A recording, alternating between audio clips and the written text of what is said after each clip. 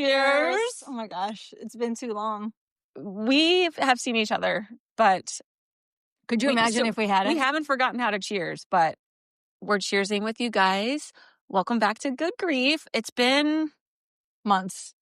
Honestly, I think Dawson was just born, and that was a year ago. So sorry it's taken us so long. Yes, it's been a ride. It has.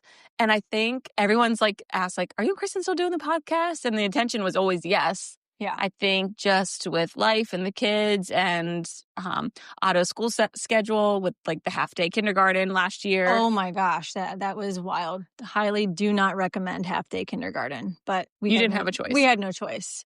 So that was tough because we live an hour away from each other. And I was like, okay, by the time I get in the car, get to your house, I'm going to have to turn around and go back just to pick up Otto. So yeah, and same thing for me. If I were to go up there, it would have to be a quick turnaround too, which we could have done it, but obviously we saved our sanity. We still got to chat, but we wanted to touch base again and kind of start the podcast up again because at the same time, if you enjoy listening to it, we also enjoy, talking about our grief and how kind of, it changes and shifts and ebbs and flows with our tides and everything. So it's nice for us to kind of get in that mode as well. Yeah. And just seeing how life moves forward and how we are still always going to be grieving. And that's something that we like to talk about, and how we can still be happy and have a good balance of seeing our children that are living have their wins and hit all these awesome milestones, but still saving space for our daughters who aren't with us anymore. And being able to have that balance of, okay, I can be sad right now and it's okay. And I can be happy for my kids who are here too. Yes. So, yeah. How's your tide doing? It's actually really good right now. You got through the month of August because we're in October now. Yes. So I know August is a heavy month because of that's when August was born and when she died. So I know that's hard month. It is a hard month, and it feels like each year it goes by faster and faster. And with the Race for August Grace that we do every year, it's something that really keeps my mind busy. It takes me so long to get everything together. I put it off for way too long, and then I'm scrambling at the end to get t-shirts done. And for maybe anyone who's just listening for the first time, doesn't remember, what is the Race for August Grace? Yeah, so every year around August's birthday, and now Dawson's birthday, we do a race in my neighborhood, like a walk or run. And this year we did a field day. It was so fun. You did so good. Really, really fun. But yeah, we do it to just have a sense of community. It's a little birthday party for August. And then we try to raise money for Baby Colin and Little Peter, Helping Families, which is a local foundation close to us that helps support NICU families when they're in the NICU. So they help buy groceries, they give gas cards, they send gift baskets, they help with funeral costs, they reach out and help NICU families within the tri-state area. And so our goal this year was to raise $4,000 for August's 4th birthday. And we did. We surpassed that. We were at $4,100. So it was awesome. And it's just a fun day, and it keeps things lighter. And it just makes it less heavy when we know she should be here, but we're just doing something fun with all of our friends and our neighbors and family that can make it out to Pennsylvania. So yeah, it's so much fun. And this year, like I said, we did a field day, and we had different activities for the adults and the kids, and it kept everything really fast. She had worked with Heather, my sister-in-law, and they got a bunch of August gear. I don't have my bracelet on. I know. I don't know where I put mine. I must have taken off in the shower shower this morning. I'll find them if we take a break. I have both. And we also got, or you had made buffs. Yeah. And there was a white team and a blue team. And they did a battle of the teams. It was fun. Yeah, we did balloon toss. There was the carts, the kids, electric cars. There was a hot dog eating contest. Yep. And a football throw. There was dizzy bat for the kids. Lots of fun things for the kids to do, and like we kept so much the kids food. Really got into it. Yeah. So and also they're getting older now, the kids, so it's like fun to just see them like they're just a little more independent now, and they just kind of play, and they look forward to it as well. Like they're into it. Get so excited. And they're like, "What's the score?" And then they're like, "When's the butterfly release?" Because we do a butterfly release. That's our friends, the Sandoras, sponsor that, and it's just so awesome. Like, it's my favorite part of the whole race. Yeah. So it's really fun and really cute, and I think like it's just gonna keep building and getting better and better as the years go on. Next year, I'm looking forward to doing like some raffle gift baskets from different local places in the area. So I already have something written up for that. So we're gonna. I know you already asked. You're like, when are you having Dawson's birthday? Because we're gonna do the race this day. I was like, she is on it. Whatever day you want. Yeah. I will go around your day and for his birthday. I'm usually not on top of it, but I've already been like getting some ideas for different things. And we might be having the food sponsored next year. Ooh. So then my neighbors won't be tied to like help. My neighbors are so great, and the women rally together and they figure out, without me even in the group chat, they figure out like what they're gonna bring. And there's like coolers. This one has juice boxes, this one has water, then there's so beers and food, so much food. Oh my gosh, so nice. That'll be nice to maybe take that off of them, so they can enjoy the day a little bit more too. And your family came down, some of your family was here, so it's a good time. It was fun. And so like getting through August this year was not as hard as it has been in the past. And then on her death day anniversary, we take meals to the nurses over at Nemours. So it keeps our family busy and gives us something to do to honor her. And now it's getting to the point where Crew is almost 3 and he's asking more questions about August. Oh, wow. And so it's like, okay, I've done the explaining to Otto, and he still kind of gets it. Like, he's like, am I the oldest or was August the oldest? Like, he still like kind of forgets. He'll be 7 in March, but he still understands what has happened. But now Crew is starting to ask questions, and it's just like, okay, now I'm teaching my child who wasn't here when August was here. So it's just a whole new a journey of our grief and how we're going to be figuring it out to tell the kids who came after them. So, and I don't know what I'm doing. I'm just doing my best out here. Yeah. And it's crazy because even like in Dawson's classroom, because obviously he was after summer, in Dawson's classroom, he has, like, we put a picture of Penny and Summer up in there when we were like at Nemours at the hospital, and like he's not in it. Yeah. So like he goes over and he points. The teacher says like he points to the picture and says like Penny, because he recognizes Penny. Yeah. So he says, "Oh, Penny." So like and we have obviously pictures like all over the house. When he sees like the baby, he like points to him. He's like, "Oh, that's your sissy, Summer." Aww. So like it'll be interesting, like you said, how Crew's sort of starting to ask questions now. Because I mean, with Otto, when it happened, I mean, you were able to like, you sort of grieved freshly along with him. You know what I mean? Like he was just sort of part of the story of August. Crew isn't really the story of August, if that makes sense. Yeah. You know what I mean? Like, yes, but I still want him to know, and for Dawson too. Like, I want them to love their sisters just as much as they can without them actually physically being here. And they won't understand until they're much older anyway, but just to know, like, you had a sister is, I don't know, like, it's special. It is special. And when they, like, go to school or they're, go to college and they're saying, like, how many siblings, they might feel that question that we feel sometimes, like that burden of, like, how many kids do you have? And you can either be like, I have just 2, or you can be like, I have 3. So they might feel that way too, like, what siblings do you have, so. And sidebar, that question has not gotten easier yet. It's been 4 years for me. And I still, when people ask the question, randoms, like people who don't know what I've gone through, obviously, I still don't know how to answer. And I'm like, do I want to ruin their day?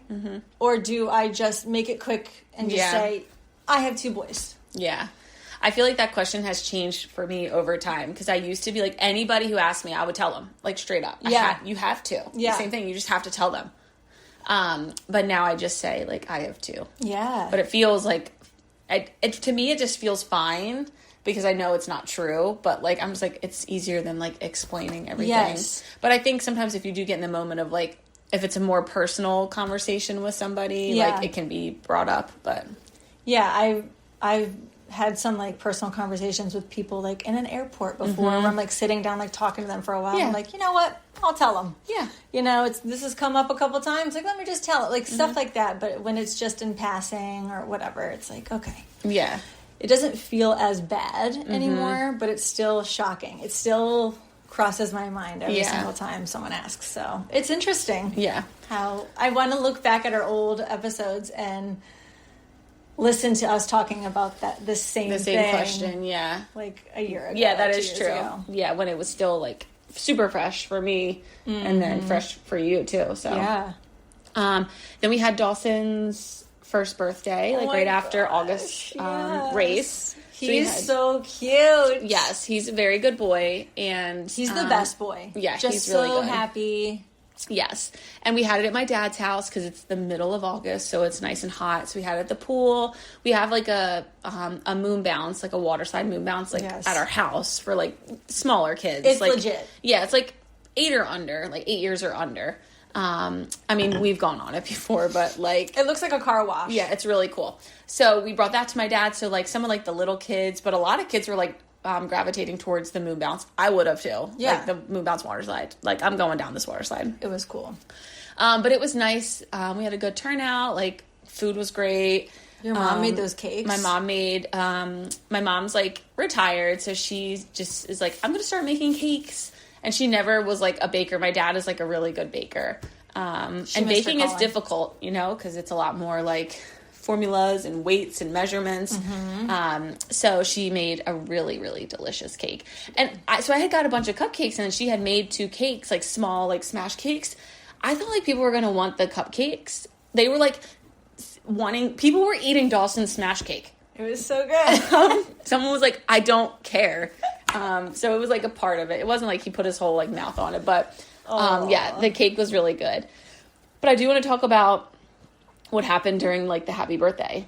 Oh my gosh, I know. So, and we haven't even talked about it. I know. So that was something that like snuck up on me. When you could see it in your face too. Oh yeah, I think I was crying too. Like, so you're like bringing the cake out to present to your child for their birthday, especially their first birthday. And literally I like blacked out, and like all I could think about was like, oh man, like Summer didn't get a first birthday. Like, so I was looking at everyone singing, and Dawson was so happy, and I was like, dude, like, I'm so sorry you didn't get a birthday. I'm so sorry. And I like immediately, like after like everyone stopped singing, I like came to, and then I'm holding this like birthday cake with the candle on it lit, and like Dawson doesn't know what to do, and one of our friends' kids was there, and I was just like, blow this out. Do you want to blow this out? And she blew it out, and I was like, okay, yay. Like, but it was like, I think I even had texted you before, like before his birthday, I felt like very sad. Yeah. That was just something I didn't expect, because I just was sad that she didn't get the opportunity to have a first birthday party and like a big blowout, and all the people that loved her. Because it could have been, all those people would have been there for her, you know? So you see the people that love your kids, and you're like, oh, they would have loved her so much too. Yeah. So that was a nice, pleasant surprise when you just don't expect it, I guess. So I was filming them singing happy birthday for Dawson, and I didn't notice until like you were literally like choking on tears that you were upset. Yeah. And then when I went back to send you all the stuff, I was like, let me see this video. Yeah. And you can see like, whew, like you just like kind of like black out and glaze over. Like you were not in the room for like 2 seconds. Yeah. And then you like come back. It's so crazy to watch it back, because I didn't see it when I was doing it. But then I was like, oh my gosh. Well, I think in the video you go like, oh, Sarah. I know. In the background you're like, oh, Sarah. Because then I started crying. I was like, no, why are you crying? Because I didn't see like the process. Yeah. But if you watch the video back, you can see yourself like totally disassociate for a second and like go somewhere else and then come back to the room. Yeah. So it's crazy. definitely very sad. I know, it is. It's so sad. It's so sad. It's the dumbest shit ever. Yeah.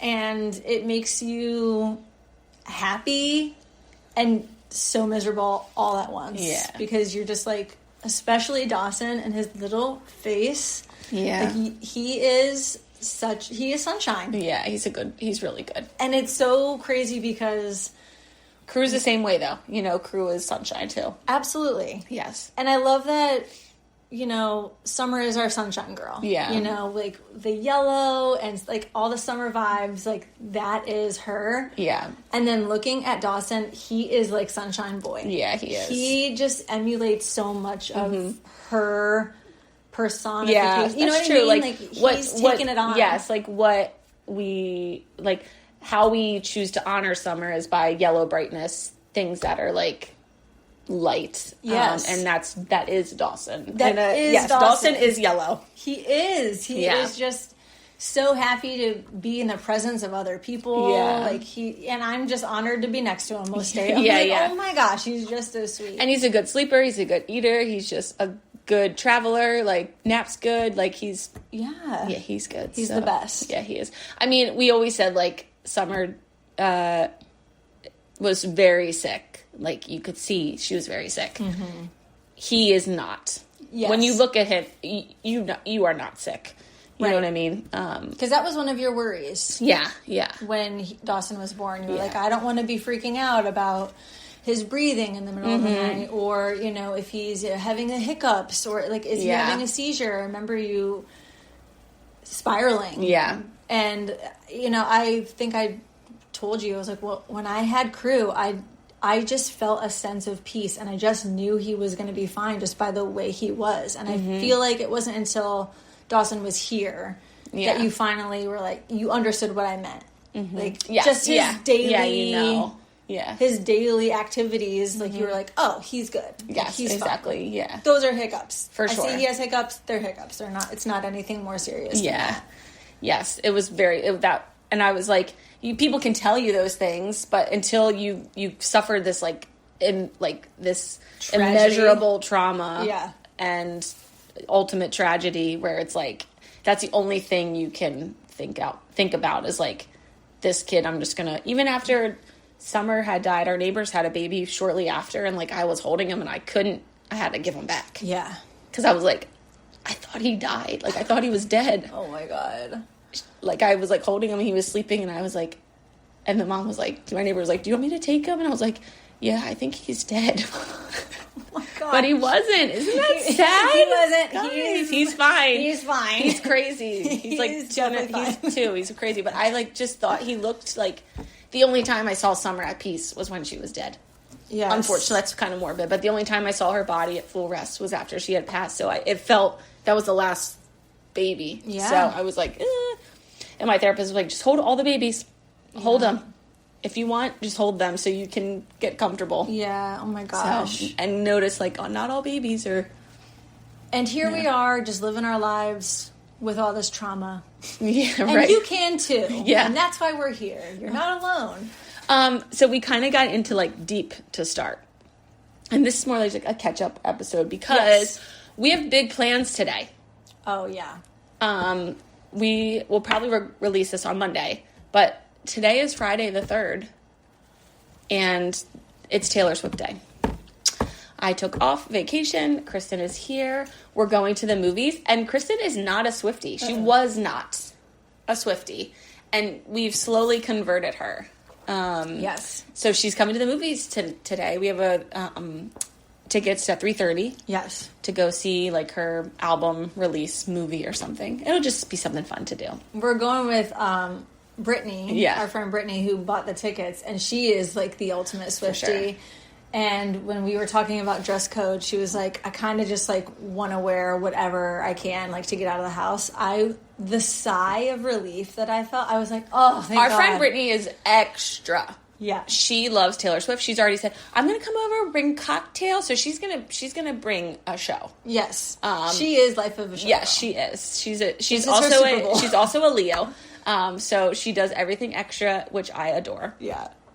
So I still believe she will be dressed Sure. nice, because at baseline, Brittany just dresses very nice. That's true, yeah. So I still anticipate, but yeah, she's like, I'm going to bring cocktails, some little drinkies first. I'm like, let's do it. Yeah, and I was like, I'm like, she is very Swiftie, and I just want to honor the Swifties. Yes, today. that's what, when you were like, what are we wearing? And I'm she was like, I'm not going to be caught dead, like, not wearing, like, if we're wearing the feathered boa, I'll get a feathered boa. Yes. If we're wearing a headpiece. You were saying, like, a sequin top or something. Sequin top, like, I will buy a glitter, a glam, a bejeweled, whatever you need me to buy. But she was like, whatever we can get out of the house. And I was like, oh, thank God. Yes.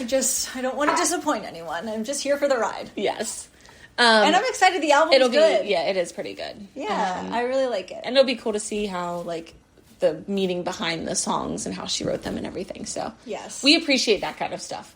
Yes, we do. The production and, For sure. What it takes. So 2 things I want to talk about are your New York trip. Oh. That you just took, and then my concert. Yes. So do you want to go first or me? I'm going to go first because I feel like yours is going to be more entertaining. But I'm excited about what her birthday's coming up. Yes. So her husband Keith gifted for her birthday tickets to see Hamilton in New York City with Leslie Odom Jr. Yes. Which you were like elated when you saw that was coming out, and Keith was like, I'll get them. Let's get the tickets. Yeah, it was a discussion. I was like, listen, this is happening. It's right around my birthday. This is all I would ever want, is to see Leslie Odom Jr. reprise his role as Aaron Burr in Hamilton. It's the 10th year of Hamilton. It's like such a good cast. I was like, this would mean everything I thought to it me. was Hamilton because you gave it a 10 out of 10.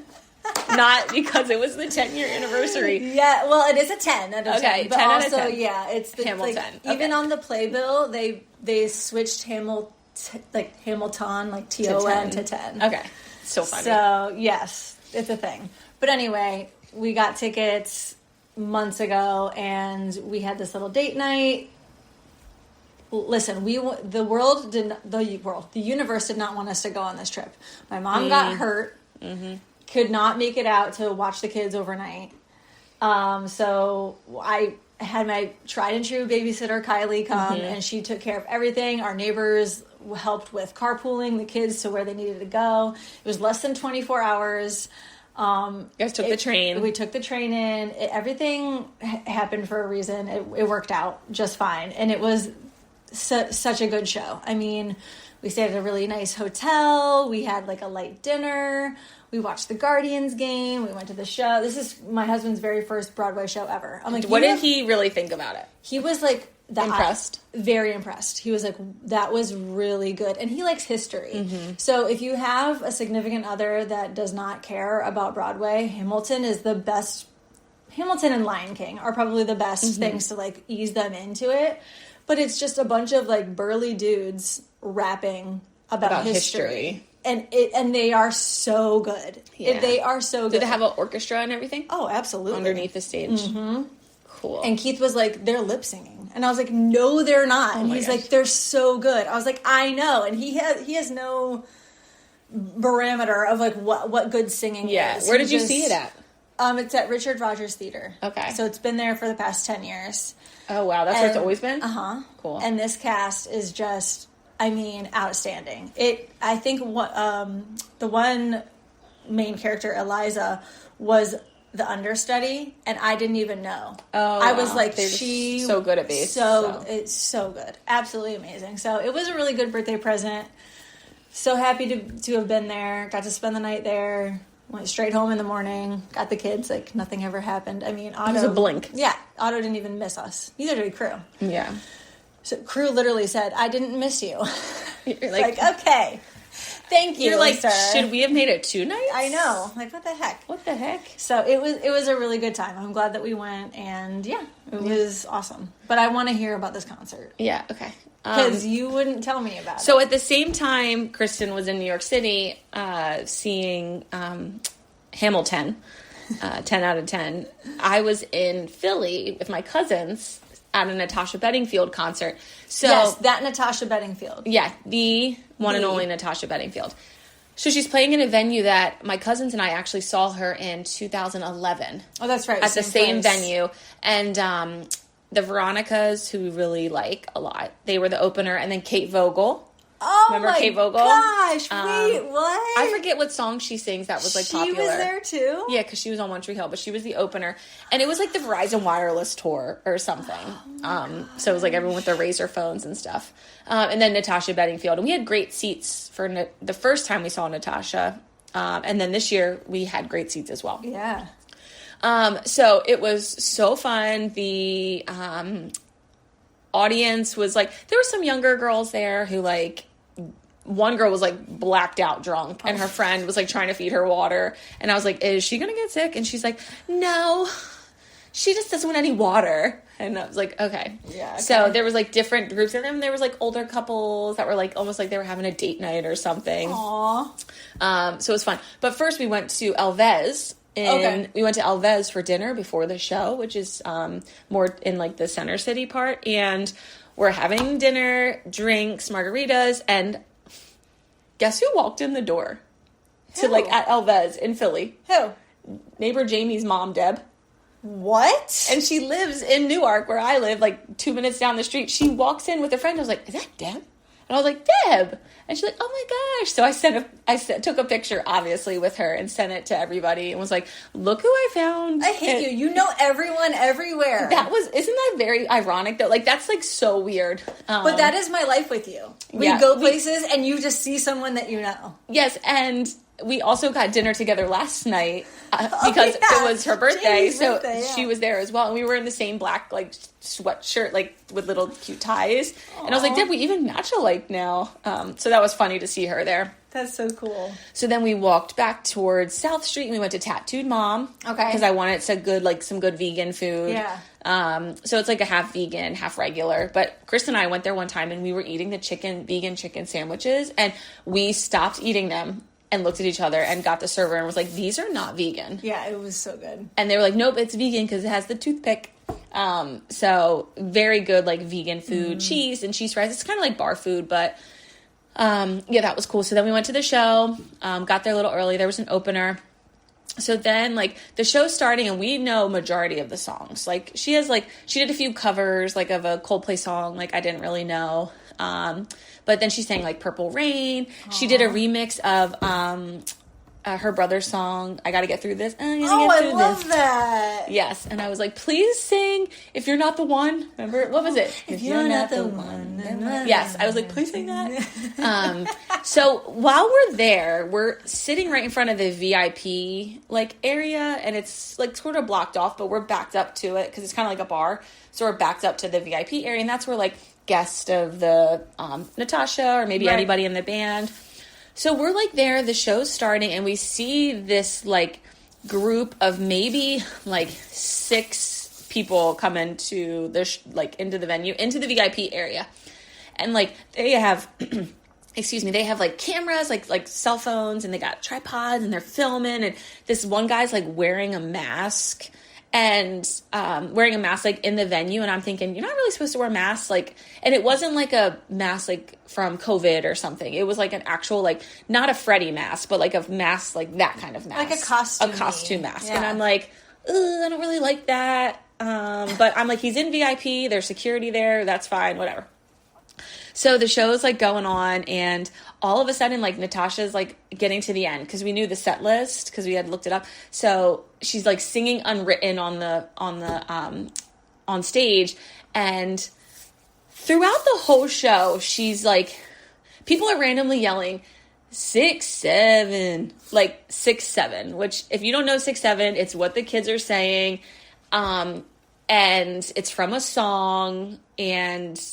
I don't even know if it started from being from a song. I don't actually know if that's where it started, but someone made a song. Yeah. So this like rapper Skrilla made a song. It's called Doot Doot. And in it, he says 6-7. So like teachers are like telling kids like you cannot say 6-7. It doesn't even mean anything bad. You just don't say it because they're just saying it so much. It was probably equivalent to like when we were in high school and it was like your mom's like stupid, when we would say your mom jokes or something like that. So it's what the kids are just saying. It's contagious. Like, once one kid starts saying it, then everyone starts saying it. Is Otto saying 6'7"? Absolutely. Oh, my gosh. Okay. So, 6'7". So, during the show, people are yelling, like, 6'7". And, like, the group that is in the VIP is yelling, like, 6'7". And Natasha Bedingfield's talking about how 6'7", like, the rapper from the song, is from Philly and is 6'7". Her son loves her son's, like, 10 and thinks it's, like, the coolest thing ever. Sure. Perfect prime age. Yeah. Please tell me why during Unwritten, that man that was in the back with the mask on goes on stage, and that is Skrilla, the singer of 6'7", performing Unwritten with Natasha Bedingfield. What a wild choice. It was insane. Because he had, ironically, we had looked up after, he had just sold out the TLA not that long ago. Oh, wow. So I felt like probably the difference for him is extravagant, because, like, I didn't know, and, like, I don't know his songs. So he starts singing Doot Doot. And I just was filming because I'm like, I can't wait to show people. Because I've heard people say 6'7". I can't wait to, like, tell people at work, like, some of the younger kids. I'll be like, do you know 6'7"? I was at a Skrilla concert. So the whole ride home from the concert, my cousins and I, we were just, like, listening to Skrilla. And we're like, oh, my God, that Skrilla concert was crazy. Oh, my God. So he was probably, like, the difference in the audience. Yes. And vastly different. Yeah. I welcome you to look up Skrilla. Skrilla. Just look at some of his, like, music and his videos. He's from Philly. He's from Kensington, and I know he does a lot of, like, He's from Kensington? Yeah, he does a lot of good for the area. Oh, that's good. So I know, like, he'll go and, like, give people, like, nice clothes and shoes. That's a rough area in Philly. Yeah, if you don't know, Kensington is not a very good area. They're trying to turn it around. Yeah. And make it a little better. But, yeah, he's from Kensington. So, but, yeah, just imagine, like, I appreciate the music, but just imagine, like, Natasha Bedingfield, Laguna Beach, Unwritten, and then Doot Doot. Doot Doot. Yeah. From Kensington. But I feel like Natasha Bedingfield is so, like, she even talking about, like, the human rights campaign while she was there, and, like, just, like, everyone should love everyone. So it was, you know, super fitting for her to just be like, we like music, you know? So. Yes. And what a way to, like, make worlds collide. Yeah. So I was at a Skrilla concert, and I'm pretty much hip and cool. So you can tell all your friends, my friend Sarah went to a Skrilla concert. No, you went to a Natasha Bedingfield concert. That Skrilla performed at. That is so wild, though. Yeah, it was a good time. And Kristen's seen some of the videos, so... Yeah, she sent me... Well, first she called me and told me about it, and I was like, what are you talking about? You were in New York, and I called you, and I was like, I went to a Skrilla concert. I was like, wait, this sounds like some sort of weird Twilight Zone comment. Like, what are you saying? And then she sent me a video, and I was like, what is happening here? Yes. Just wild. If you have my phone number, or you're interested in seeing the video, please just, like... message us, text me, you know, message Good Grief. Hop in the DMs, let me know. I'll happily send it. It's just very funny. He came out on a skateboard, too. Forgot that. Oh, actually, that's He's talent. a skateboard. Yeah, it is. But yeah. That's just what's been going on recently. That's our birthdays, lives. Grieving, kids. Concerts. Shows. Hamilton. Yeah. 10 years. And, but I think we should definitely plan on doing this more. Yes. And we always talk about, like, how it can evolve and change. So if there's anything that you ever think of, just let us know. Yeah. Or anyone else that you think would want to, like, talk with us, or, because I think we're still getting people who are like, oh, I just shared your podcast with someone. So yeah, we first appreciate that. Because it's a nice resource for people to have who are a friend of somebody who's grieving. Yeah. And they just maybe don't know what to say or what to do. So yes. And we'd like to talk more about all kinds of things that have to do with that, and just to be able to show people that, you know, things can move forward, and you can, you know, grow around your grief, as we always talk about, and things get brighter, your days get brighter and brighter, as time kind of moves forward. And then you also have your down days as well. So it's good to see other people, regular schmegular people that are going through it and surviving it. And just, like I always say, putting your feet down on the ground. Feet on the floor, first thing in the morning, get up and get your life moving. So it is nice to have a sense of community in that way, because it's a very taboo thing to talk about, because it's hard to talk about it. So just being able to have like 2 extra girlfriends that have gone through it is kind of nice. Yeah, I agree. In a weird way. Yeah. Like when I was starting, I was like very reliant upon you, and still am, you know? Same, yeah. So it's nice. It's nice to have someone to lean on. We don't want the community to grow, but it's nice that you have other people who understand. So, and we appreciate people who maybe don't have, you know, don't feel the same way we do about grief, but like to listen, just to kind of learn more and just kind of listen to our stories. And if it's our friends, just sort of getting a little glimpse into maybe how we feel or what we're kind of going through in certain moments in life. So. Yeah, for sure. But yeah, so thank you for listening. We're so excited to get back into it. Give me a hug. I know. It's so good. Yes. So good to be back. Yes. And yeah, thank you for listening to Good Grief, and we'll see you next time. Bye. Bye.